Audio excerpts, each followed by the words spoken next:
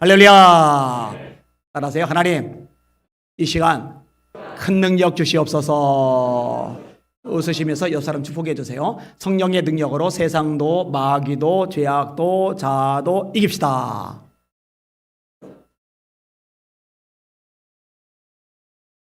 아멘.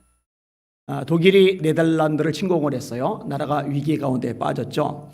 이때 헨리 그레머 목사님이 심호하던 교회 교인들이 밤중에 목사관으로 찾아왔습니다. 목사님, 독일이 우리나라를 점령했는데 이때 우리가 어떻게 해야 되겠습니까? 근데 목사님이 참 대담하셔요. 잠잠히 몸살려야지. 이럴 때는 죽을 수도 있으니까 조심해야지. 이렇게 대답하지를 않아요. 목사님이 이렇게 대답을 하셔요. 내가 무엇을 해야 하는지의 질문은 내가 누구인지를 대답하면 자연스럽게 대답이 나올 것입니다. 내가 무엇을 해야 되느냐?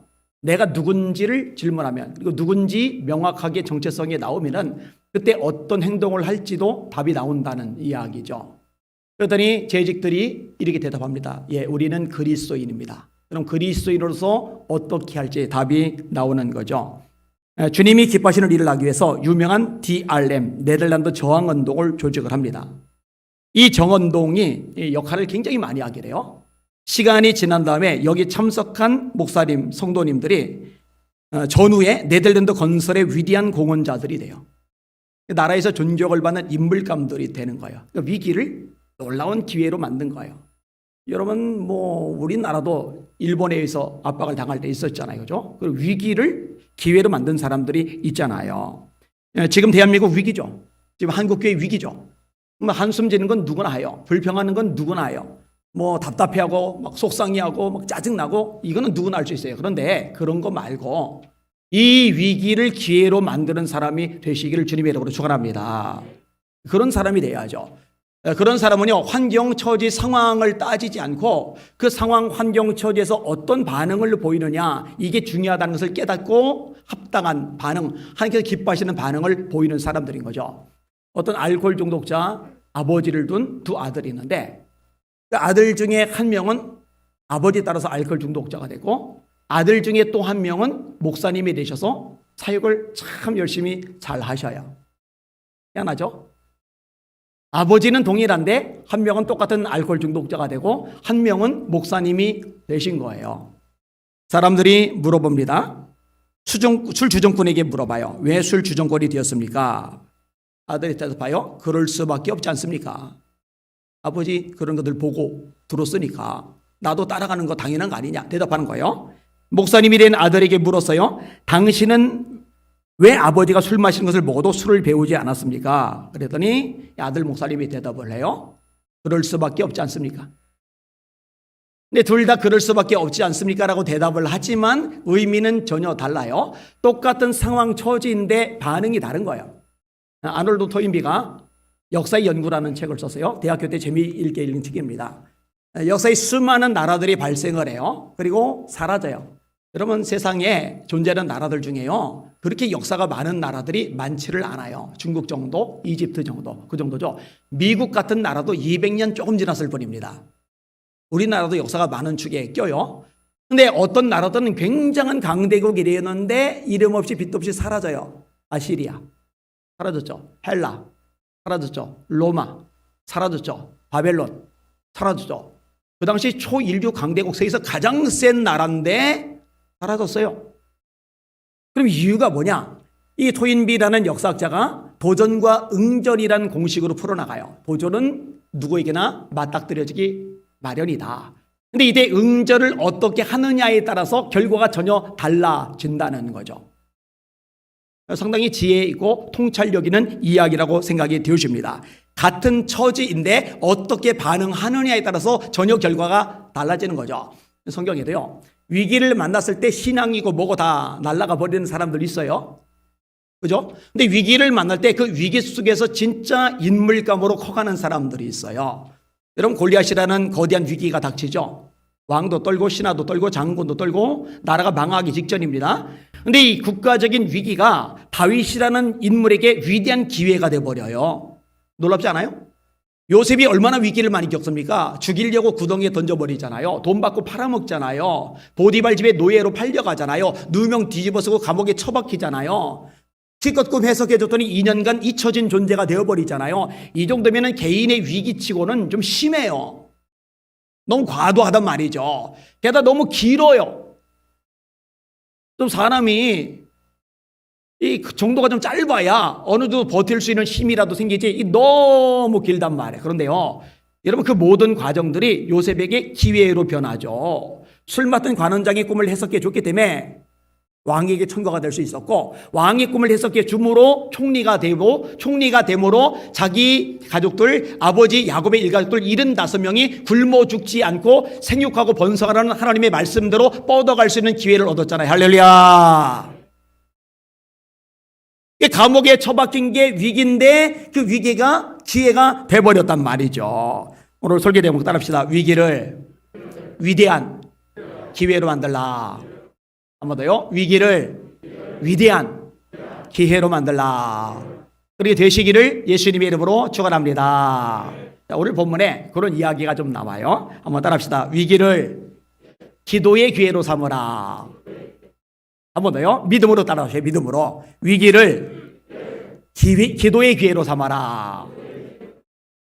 남유다라는 나라의 위기가 닥쳤어요. 어떤 위기냐? 우시아 왕이라고 영토를 확장했고 나라를 강대국으로 만들었던 왕인데 이 왕이 나병에 걸렸어요. 그리고 죽어버렸어요. 국가적으로 위기죠. 리더십이 엉망진창 돼버렸으니까 위기. 근데 이 위기를 만났을 때 사람들의 반응이 저마다 달라요. 자, 욥의 집안에 위기가 닥쳤을 때 욥의 아내는 욥 보고 하나님을 저주하고 죽어버려라. 그리고 집을 나가버려요. 위기를 아주 최악으로 반응을 해버린 케이스죠. 자, 이스라엘 백성들이 애굽에서 나왔어요. 앞에 홍해가 가로막고 있는 거예요. 병거와 군인들이 쫓아오는 거예요. 위기를 만났죠. 이 위기를 만나니까 대번 원망합니다. 왜 우리를 끄집어낸 건데? 애굽에 매장지가 없어서 여기서 묻으려고 우리를 데리고 나온 거야? 자, 광야를 지나요. 이 광야는 강물이 없잖아요. 마실 물을 싸가지고 나왔다 치더라도 그거 금방 다 없어지잖아요. 근데 마라의 쓴물을 만나는 거예요. 무리바에서는 아예 물이 없는 거예요. 위기죠, 위기. 이 위기를 만나니까 불평하고 원망하고 짜증내고 난리 버거지를 쳐요. 이런 식의 반응들이 가능하죠. 어떤 사람은 절망합니다. 어떤 사람은 자포자기합니다. 어떤 사람은 책임 전가를 합니다. 당신 때문이야. 남편 잘못 만났어. 뭔 소리야. 내가 아내 잘못 만나서 그렇지. 부모님을 잘못 만나서. 이 남 탓, 책임 전가죠. 여러분, 한국인들의 참 안 좋은 습성 중에 하나가 이 부분인 것 같아요. 남 탓 잘하는 성향이 없지 않아 있어요. 자, 그런데 이럴 때 가장 좋은 방법은 뭐냐? 기도라는 거. 깨달으시기를 주님의 이름으로 축원합니다. 너희 중에 고난 당하는 자가 있느냐? 저는 기도할 것이요. 예레미야가 아직 시위대 뜰에 갇혀 있을 때 위기죠. 여호와의 말씀이 두 번째로 그에게 임하니라. 이르시되 이를 행하시는 여호와, 그것을 만들며 성취하시는 여호와, 그의 이름을 여호와라 하나니가 이같이 이르시도다. 너는 내게 부르짖어라. 내가 네게 응답하겠고 네가 알지 못하는 크고 은밀한 일을 내게 보이리라.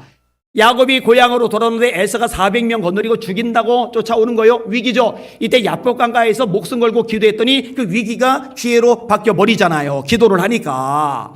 오늘 본문의 이사야도 마찬가지예요. 국가적으로 위기인데 이 위기의 상황 속에서 뭘 하느냐? 성전에 들어가 기도하는 거예요. 여러분, 기도하는 기도자들 되시기를 주님의 이름으로 축원합니다. 베드로가 옥에 갇혔어요. 이제 다음날 헤롯이 베드로를 끄집어내서 공개 처형을 시키려고 그래요. 교회의 위기입니다. 이때 성도들이 뭘 하느냐? 원망하고 탄식하고, 하나님 전능하시다면서 전능하신 하나님이 우리 사도님 하나 못 건져주시고, 전능하신 하나님이 능력이 이렇게 많으시다면서 우리 베드로 사도님 옥에서 풀어주지도 못하시고 툴툴거리는 게 아니라 모여서 전심으로 기도를 해요. 기도했더니 하나님이 누워 자고 있는 베드로에게 천사를 보내셔서 끄집어내시는데, 착고를 찬 채로 누워있고 양옆에 군인들이 보초서고 있고, 이 철문 바깥에 군인들이 있고 또 다른 철문이 있고 거기에 또 군인이 있고, 아주 첩첩산중인데 착고가 저절로 풀려요. 옥문이 저절로 열려요. 들치파수 저절로 열려요. 그리고 다 나가도록 아무도 눈치를 채지 못하는 거예요. 초대교회 성도들이 기도를 통해서 위기가 기회가 돼버린 거죠. 여러분, 이것을 경험하는 저 여러분들 되시기를 주의 이름으로 축원합니다. 자, 다니엘과 세 명의 친구, 느부갓네살왕이 죽인대요. 위기죠. 이 위기 때 뭘 합니까?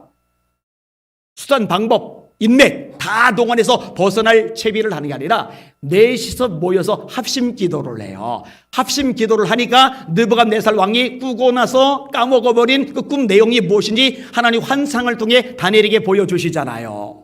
왕이요, 거대한 신상 보셨죠? 머리는 금, 가슴과 팔은 은, 배와 넓적다리는 동, 종아리는 철, 발은 철과 흙으로 섞여 있는데 어디서 사람의 손으로 뜨이지 않은 돌멩이 하나가 날아오더니 이 신상을 쳤는데 가루가 내버리고 이 돌멩이는 점점 커지더니 온 세상에 가득하게 되었습니다. 이 금은 바벨론, 이 가슴과 팔, 은은 페르시아, 이 종아리는 헬라, 그 다음에 이 배와 넓적다리는 헬라, 종아리는 로마, 그 다음에 마지막에 연합된 하나의 세계, 그리고 이 모든 것을 허물어뜨리는 예수 그리스도의 나라, 하나님의 나라. 할렐루야.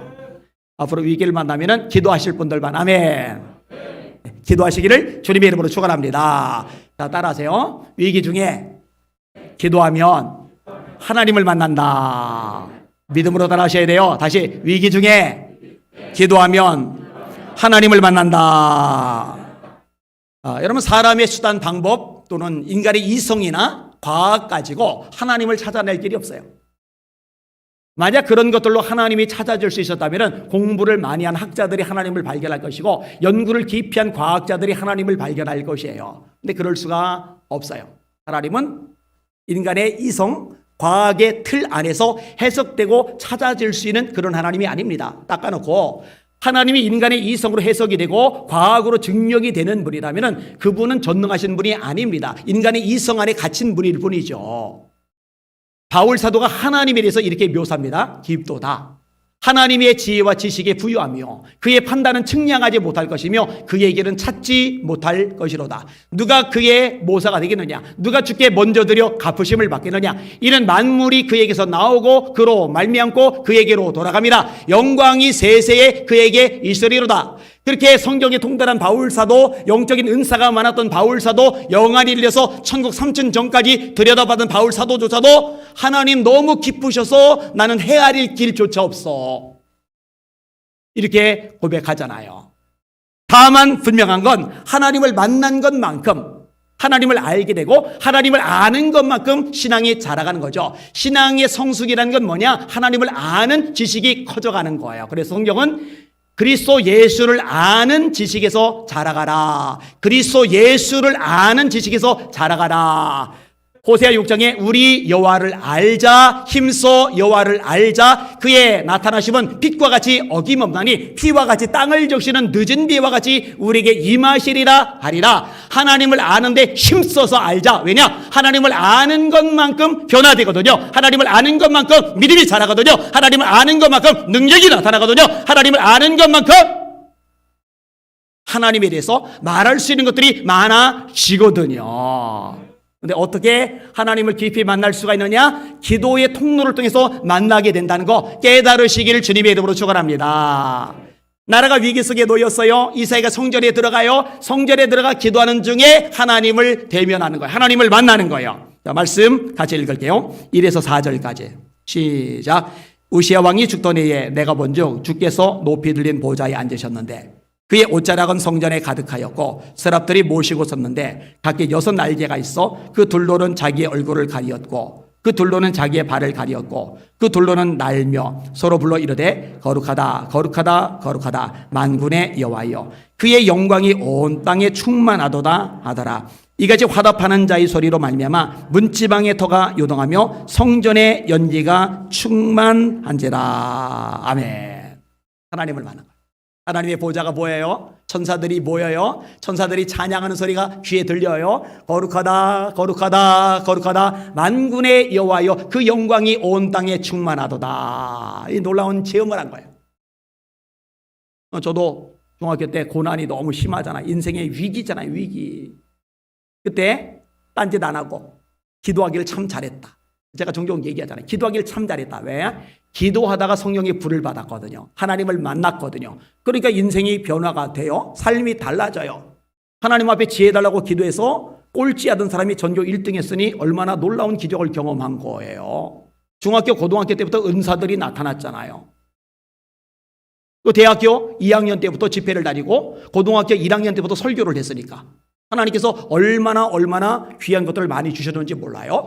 그런데 만약에 말입니다, 위기를 만났을 때 그 위기 중에 술이나 마시러 다녔더라면, 아니면 집 가출해서 그냥 엉뚱한 짓이나 하고 다녔더라면, 아니면 자살 시도나 하고 말았더라면, 그러면은 그런 거 경험을 못하죠. 기도하기를 참 잘한 거죠. 기도하기를. 자, 이 기도 중에 하나님을 제대로 만나요. 하나님을 제대로 만나게 되면은 나타나는 삶의 변화가 있는데, 따라합시다. 하나님을 만나면 사람이 겸손해진다. 한 번 더요. 하나님을 만나면 사람이 겸손해진다. 사람은요, 교만하기가 정말 좋은 존재입니다. 돈 많아 보세요. 여러분, 부자들 교만합니다. 권력 좀 있어 봐요. 권력자들 교만합니다. 여자들 이뻐 봐요. 이쁜 여자들 교만합니다. 여기는 교만할 사람이 없네요. 남자도요, 잘생겨 봐요. 잘생긴 사람 교만합니다. 그래서 제가 겸손한 거예요. 재능 좀 있어 봐요. 교만하다니까요. 집안 좀 좋아 봐요. 교만하다니까요. 사람은 남보다 건덕지 하나라도 괜찮은 거 있으면은요, 다른 사람을 깐보고 으스대는 경향들이 있어요. 남이 잘하면은요, 별거 아니라고 깔아뭉기고, 자기가 좀 잘하면은요, 엄청나게 PR을 해가지고 대단한 것이 그냥 과시하는 경향이 사람들에게 있단 말이죠.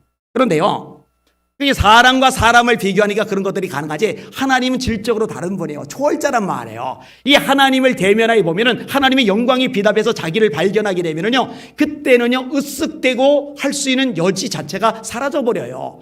오늘 본문의 이사야는요, 왕족으로 알려져 있는 사람입니다. 사람들에게 인정을 받는 좋은 집안 사람입니다. 그런데 하나님의 영광을 봤단 말이에요. 보좌를 봤단 말이에요. 천사들의 노래소리, 찬양소리를 들었단 말이에요. 이 광경, 하나님 임재를 목격하는 이 순간에 꼬꾸라지는 거예요. 화로다, 나여 망하게 되었도다. 나는 입술이 부정한 사람이요, 입술이 부정한 백성 중에 거하면서 만군의 여호와이신 왕을 배웠음이로다. 남보다 죄가 많고 삶이 더럽고 추악하고 더럽고 무지막지한 것도 얼룩져서 이런 고백을 하는 게 아니라, 하나님 앞에서 자기를 보니까 납작 엎드릴 수밖에 없는 거죠. 베드로가 밤새도록 그물을 내렸는데 고기를 한 마리도 못 잡아요. 집에 가서 잠 좀 자려고 그러는데 예수님 배 좀 빌려달래요. 그리고 배를 육지에서 좀 띄워놓고 모여든 무리들에게, 해변에 앉아있는 무리들에게 예수님의 말씀을 전하세요. 할 수 없이 배를 묶고 놔야 되니까 집에 못 가고 쭈그리고 앉아서 말씀을 들어요. 자, 말씀이 끝났어요. 이제 진짜 집에 가서 자야지. 그러는데 예수님이 깊은 데로 가서 그물을 내려 고기를 잡아라. 딴 때 같았으면은 뭔 소리냐고, 바다는 내가 전문가라고, 나 집에 가서 자야 된다고, 피곤하다고 그럴 텐데, 조금 전에 말씀을 들었거든요. 말씀을 들으면은 믿음이 생겨요. 따라합시다. 그런즉 믿음은 들음에서 나고, 들음은 그리스도의 말씀으로 말미암느니라. 예배당에 와서 또 스마트폰에도 자꾸 말씀을 들어야 믿음이 생기지, 목사님 나는 왜 이렇게 세월이 오래돼도 믿음이 안 생기죠? 말씀이 안 들어가니까 믿음이 안 생기는 거죠. 자, 말씀을 들었단 말이에요. 말씀을 듣고 나서 예수님의 명령을 들으니까 태도가 달라져요. 주여, 내가 밤이 맞도록 수고를 하였으되 얻은 것이 없지만은 말씀에 의지하여 그물을 내리리다 하고, 분명히 상식적으로는 고기가 없어야 돼요. 경험적으로는 고기가 없어야 돼요. 자기가 바다의 베테랑이란 말이에요. 전민 지식에 의하면 고기가 없어야 되는데 어마어마하게 고기가 잡혀요. 마치 그물 안에 수많은 큰 고기들이 사명감을 가지고 모여든 것처럼, 얼마나 고기가 많은지 2배를 채우는데 2배가 막 잠길락 말락 할 정도까지 어마어마하게 잡혀요. 이 초대적인 역사를 발견한 거죠. 이때 베드로의 반응이 뭐냐? 뛰쳐나와요. 야, 대박 났다. 와이프 좋아하겠네. 남편들이 사업해서 큰 목돈이 생겨서 뭉칫돈 딱 갖다 줘봐요. 그럼 와이프 입이 귀에 걸리죠. 그냥 왕 대접하듯이 막 대접을 하죠. 약발이 오래 못 가서 그렇지만. 그런데 그거고 뭐고 다 놔두고 후다닥 가더니 예수님 앞에 주님 저를 떠나주세요. 저는 죄인이로소이다. 이런 고백이 나와요. 이 주님을 맞닥뜨리니까 나오는 현상입니다. 여러분, 교회에서 교만 떠는 사람들 있죠. 굉장히 거만한 사람들 있죠. 자기가 믿음이 좋다고 생각하는 사람, 영권이 있다고 생각하는 사람, 남들보다 신앙 수준이 뛰어나다고 생각하는 사람, 이런 사람들 있죠. 왠지 아세요? 주님을 제대로 만나질 못했기 때문에 그래요. 따라합시다. 손줄로 생각하는 자는 넘어질까 조심하라. 또 따라하세요. 하나님이 교만한 자를 물리치시되 겸손한 자들에게는 은혜를 베푸시느니라. 이 말씀대로 되실 수 있는 여러분들 되시기를 주님의 이름으로 축원합니다. 그런데 인간적으로 안 된다고 했잖아요. 주님 앞에서의 자기 모습을 발견해야 가능한 거예요. 바울 사도가요, 초창기에 쓴 서실에서는 내가 사도 중에 작은 자야. 세월이 지난 다음에 쓴 서실에서는 나는 성도 중에 작은 자야. 가장 노년에 쓴 디모데서에서는 나는 죄인 중에 괴수야. 아니, 사도가 되고 나서 목회를 하면 할수록 인간 말종이 된 건가? 아니, 왜 최후에는 죄인 중에 괴수라고 그럴까? 왜 그러냐면은 하나님의 영광 앞에, 하나님의 임재 앞에 점점 더 가까이 나가는 거거든요. 그러다 보니까 내가 성경을 많이 썼지, 내가 교회를 많이 세웠지, 봐봐, 내 앞치마만, 내 손수건만 갖다 얹어도 귀신이 나가잖아, 병자가 일어나잖아, 나보다 영권 있는 사람 나와보라 그래. 이런 말 없어요. 나의 나 된 것은 내가 아니요, 나와 함께 하신 하나님의 은혜로다. 바이바요, 하나님을 대면하여 만나는 사람이잖아요. 그러니 뭐라고 고백합니까? 하나님, 나는 누구며 내 집은 무엇이간데 나로 여기에 이르게 하셨나이까? 아람이 쩔쩔매어, 모압이 항복해요, 암몬이 깨갱해요, 블레셋이 항복해요, 에돔이 조공을 바쳐요, 수비대를 둬요.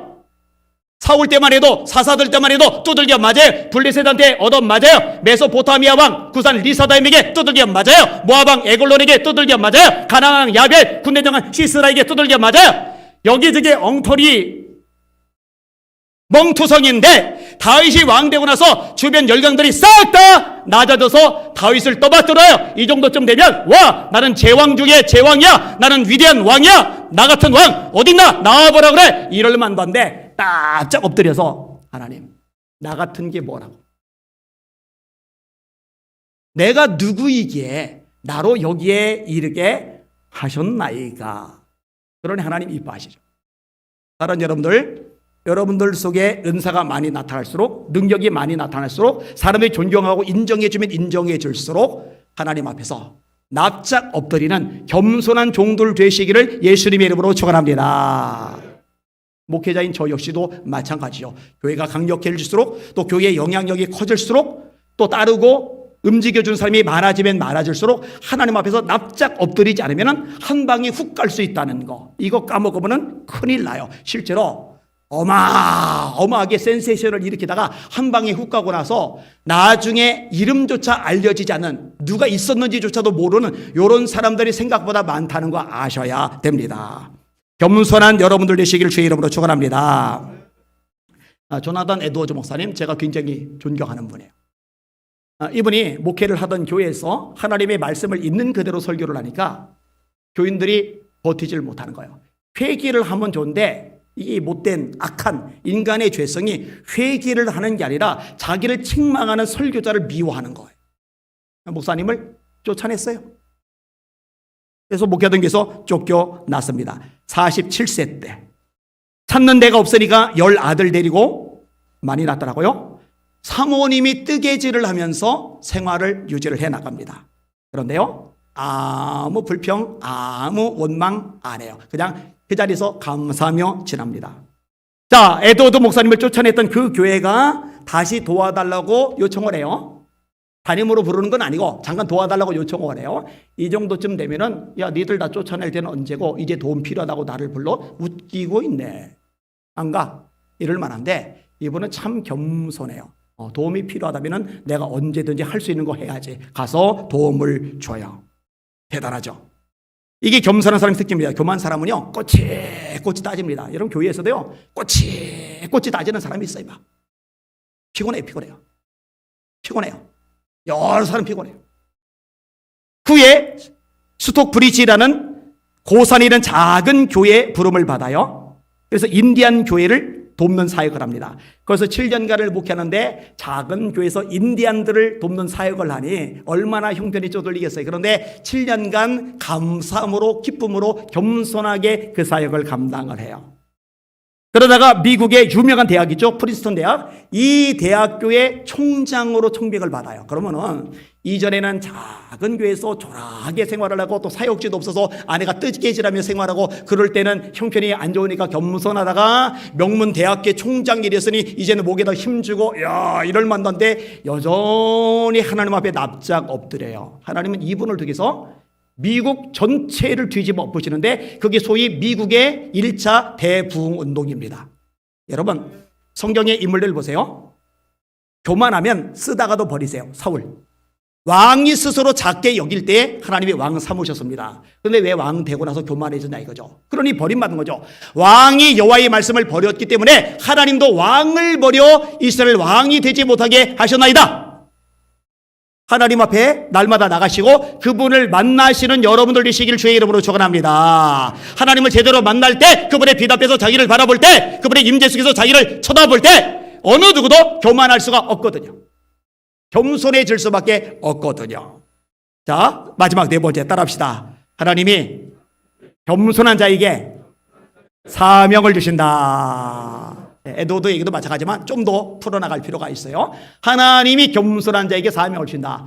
바로다 나여 망하게 되었도다. 나는 입술이 부정한 사람이요 나는 입술이 부정한 백성 중에 거하면서 만군의 여호와이신 왕을 배웠음이로다. 천사가 화젓가락 옛날 개혁한 걸 지금 개혁 개정에서는 부젓가락으로 제단 숯불을 집어요 이사의 입술에 대요 그리고 말씀을 들려줘요. 이 숯불이 네 입에 닿았으니 네 악이 제하여졌고 네 죄가 사하여졌느니라. 그리고 하나님의 음성이 들리는 겁니다. 내가 누구를 보내며 누가 우리를 위하여 일하러 갈고. 그때 이사야가 대답하죠. 내가 여기 있나이다. 나를 보내소서. 유명한 말씀이죠. 내가 여기 있나이다. 나를 보내소서. 그리고 이사야의 사역이 시작되는데 이사야 6장에 요 내용이 나고 이사야 66장까지 있으니 엄청난 예언의 말씀 하나님의 생명의 말씀을 쏟아 부었던 인물이 이사야 선지자입니다. 할렐루야. 바울도 끝까지 시험 받았죠? 겸손했으니까. 다윗도 끝까지 시험 받았죠? 겸손했으니까. 여러분 저와 여러분들 끝까지 겸손할 수 있기를 주님의 이름으로 축원합니다. 그래서 마지막까지 쓰임받는 저와 여러분들 되시기를 주님의 이름으로 축원합니다. 여러분 교회의 주인은 오직 한 분 예수 그리스도 그분뿐이십니다. 제가 수없이 반복하고 있죠. 이 교회의 주인은 담임 목사가 아니에요. 절대로 제가 이 교회 주인 아닙니다. 장로님들 권사님들이 교회의 주인 절대로 아닙니다. 그럼 전체 성도가 주인이냐? 아니요. 그들도 주인이 아닙니다. 사무총회 때 의결을 내리는 거 이게 사실 교회에서 가장 권위가 있거든요. 이게 당회보다 위에 있는 거예요. 이 사무총회가 그만큼 권위가 있는데 그렇다고 해서 이 사무총회를 구성하는 전체 성도들이 교회의 주인이냐? 아니요. 교회의 주인은 예나 지금이나 여기나 미국이나 남미나 아프리카나 어디나 할 것 없이 예수 그리스도 한 분뿐이 주인이라는 거 잊지 마시고 기억하시길 주의 이름으로 축원합니다. 이걸 붙잡고서 주님의 일을 해나가야 바로 된 하나님의 사람들인 겁니다. 말씀을 정리할게요. 오늘 설교 제목 따라합시다. 위기를 기회로 만들라. 한 번 더. 위기를 위대한 기회로 만들라. 그렇게 하실 분들 아멘. 그렇게 되시길 바랍니다. 예, 오늘도 또 등록을 했어요. 이제 몇 분들을 만났어요. 그중에 젊은 부부가 아기를 데리고 왔어요. 오늘 등록한 분은 아니에요. 이분들은 아기를 데리고 왔는데 유튜브로 제 설교를 이제 들으시는데 애까지 5살 됐나 6살 됐나 이 애까지 설교를 듣는데 저녁에 자기 전에 제 설교를 듣지 않으면 애가 잠을 안 잔대요. 근데 그 얘기를 듣는데 막 감동이 막 전율이 막 오더라고요. 와 5살 6살밖에 안 된 그 아이가. 그래서 물어봤어요. 야 왜 그렇게 하는 건데? 그랬더니 애가 뭐라고 얘기하면은 엄마 아빠가 하도 틀어줘서 이제는 듣고 자는 게 익숙해졌어요. 그래요. 오, 애가 말을 참 또박또박 잘 하더라고요. 자, 그러면 이 유튜브로 가족들이 왜 듣게 되었나? 이유가 있더라고요. 아내 되시는 분이 이 얘기를 해요. 어느 날 텔레비전에서 저희 교회가 나오더래요. 저희 교회가 왜 나왔을까요? 하여튼 이걸 바가지로 얻어먹었잖아요. 바가지로. YTN은 우리 교회까지 와가지고 줌으로 땡겨서 엘리베이터 옆에 붙어있는 것까지, 그 테이블 위에 올려있는 것까지, 옆에 사진까지 줌으로 땡겨서 화면 방송으로 다 내보냈을 정도니까 뭐 SBS, KBS, MBC 뭐 다 내보냈잖아요. 다 내보냈잖아요. 그러니까 그거를 보고 나서 궁금증이 생겼더래요. 야, 되게 힘들겠다. 근데 이렇게 힘들면 목사님이 쭉 처져가지고 기운이 다 빠져가지고 이러고 있을 건데, 이제 진짜 그런지 안 그런지 확인을 해보고 싶어가지고 유튜브로 텔레비에서 본 그 이름으로 검색을 한 거죠. 그래서 떴는데, 글쎄 설교를 하는데 불이 푹 죽어가지고 우울해가지고 얼굴이 새까매져서 설교를 하는 게 아니라 아무 일이 없었다는 듯이 쌩쌩하게 그냥 활기차게 웃으며 설교를 하는데 이게 가슴에 부딪혀 온 거예요. 그 다음부터 계속 유튜브로 영상을 듣게 된 거예요. 자, 위기인데 저에게 분명히 위기였는데 그거를 기회로 바꿔버렸죠. 할렐루야. 그런데요, 이 텔레비전 방송 때문에 궁금해가지고 욕하려고 들어왔다가, 욕하려고 설교 듣다가, 비난하려고 말씀 듣다가, 그런데 은혜를 받아가지고 계속 설교 듣게 되었다고, 이런 사람들이 생각보다 많아요. 그러니까 공격하러 비난하러 들어왔다가 말씀 통해 은혜를 받는 거죠. 근데 만약에 그때 세상 다 산 것처럼 큰일 났다, 우리에게 부채도 많은데 예배도 못 드리고 헌금은 줄 테고 이제 대출 이자 못 갚아가지고 부도가 나면은 이 교회는 경매로 넘어갈 거고, 그러면 나는 어디 가서 사역을 해야 되지? 우리 아내하고 애들은 또 어떻게 되지? 우리 교회들 흩어지면 또 어떻게 되지? 그럼 보통 이걸로만 끝내는 게 아니라 계리 속에서 막 부풀려서 점점 덩어리를 키워나가는 거예요. 덩어리 미래까지 이루어지지 않은 것까지. 제가 그러고서 그냥 코가 쑥 빠져가지고 매가리 없이 설교를 했더라면은 그 교회 못 잡는 거죠. 제가 코로나 폐쇄 조치 이후에 청년 예배에서 설교를 하면서 니들 잘 들어라. 지금 이게 기회야, 기회. 요 기회를 너희들이 잡는다고 생각을 해. 봐요. 얼마나 말을 들어요. 회사에서 잘린 사람들 있잖아요. 요거도 먹는 사람 있잖아요. 공격받잖아요. 언론에서 엄청나게 비방 쏟아내잖아요. 사회에서 마치 전염병 보듯이 혐오 대상 취급하잖아요. 그럼에도 불구하고 너희들이 이때 하나님 앞에 목숨을 걸고 예배를 드리면 이건 너희에게 기회가 될 거야. 기회가. 자, 다니엘이 사자굴에 들어가는 거, 이건 위기예요. 위기인데 내가 죽더라도 죽을지언정 그럼에도 불구하고 나는 기도 놓치지 않을 거야. 나는 절대 감사 놓치지 않을 거야. 전에 하던 대로 하루에 3번씩 하나님께 기도하고 감사하였더라. 위기를 기회로 잡죠. 사실 그게 위기인데 위기이면서 동시에 기회란 말이에요. 사드락, 메삭, 아벳느고가 느부갓네살 왕이 세운 거대한 신상 앞에 악기 소리가 들리는데도 절을 안 해요. 다 절을 하는데 절하지 않으니까 튄단 말이에요. 튄돌은 정을 맞죠. 고소를 당해요. 왕이 열받지만 기회를 한 번 더 줘요. 이제라도 악기 소리 나면 절해. 그러면 내가 용서해 줄게. 그런데 또다시 절 안 하면 내가 불에 태워 죽일 거야. 용광로에 녹여 죽일 거야. 위기죠. 위기인데 기회예요. 어떤 기회냐? 하나님께 인정받을 수 있는 기회. 왕이요. 왕께서 우리를 풀무불에 집어넣으시면 하나님이 우리를 건져내실 겁니다. 그리 아니하실지라도 우리는 왕의 신상에게 절할 수 없습니다. 그리고 집어넣는데 머리털 하나 안 타요. 다니엘 사자굴에 집어넣는데 사자가 물어뜯지도 못하고 발톱으로 핥히지도 못해요. 다니엘 더 높아져요. 사드락, 메삭, 아벳느고 더 높아져요. 위기인데 기회가 돼버렸잖아요. 잘 들으세요. 정말 잘 들으세요. 신앙생활 하다가 위기 만나요. 분명히 위기를 만나요. 그때요 막 계산을 해요. 주판을 굴려요. 내가 이대로 고집부리고 계속 뻗댕기면 그러다 진짜 끝장나지. 이러면요 겁이 나요. 겁이 덜컥 나요. 몸을 사리게 돼요. 눈치를 보게 돼요. 상황을 따져가게 돼요. 그런데 그럴 때 눈 딱 감고 그래 다니엘처럼 죽자. 그래 사드락, 메삭, 아벳느고처럼 죽자. 그래 에스더처럼 죽자. 내가 죽고 말지. 그리고 발을 내디디면 그게 내게 축복의 기회가 된다는 거 잊지 마시기를 주님의 이름으로 축원합니다. 마지막 한 번 더 따라합시다. 위기를 위대한 기회로 만들라. 그렇게 하실 분들만 아멘. 아멘. 한 분도 빠짐없이 그런 믿음의 종들 되시기를 예수님의 이름으로 축원합니다.